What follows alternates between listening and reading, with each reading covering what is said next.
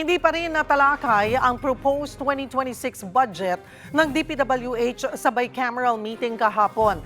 Dahil sa mga issue, nagbabadya raw na re-enacted budget ang gamitin sa susunod na taon.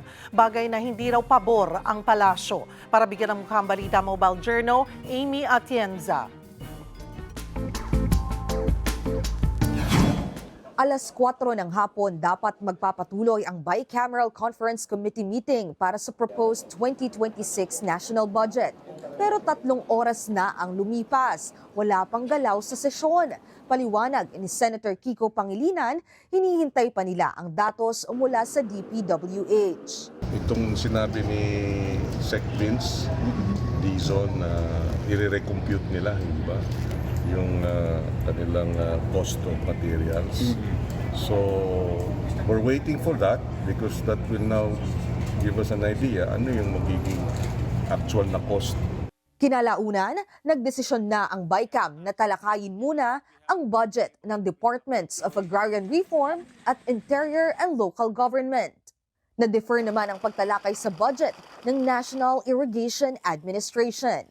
Ang Department of National Defense nakatanggap naman ng dagdag na 7.54 billion pesos. Pero ayon kay Senate President Tito Soto, lumalakas ang usap-usapan sa posibilidad ng reenacted budget dahil sa mga isyong pumapaligid sa pondo ng DPWH. Sa reenacted budget, mag-ooperate ang gobyerno gamit ang inaprubahang spending plan ng nagdaang taon.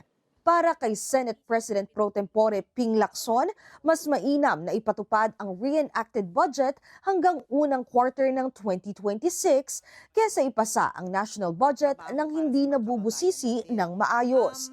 Yan din ang sentimiento ni Senate Majority Leader Mig Subiri.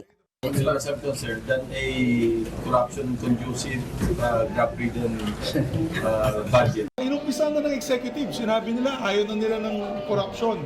Tatapusin ng Senado ito. Even if it means we'll delay the budget, so be it. Ang Kamara naman, iniiwasan daw ang reenacted budget.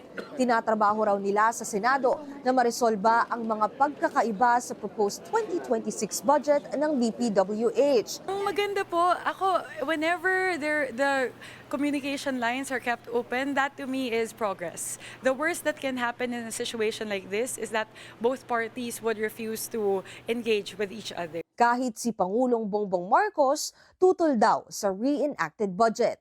Ayon kay Palace Press Officer Claire Castro, kapag daw nangyari yan, maraming proyekto ang madidelay.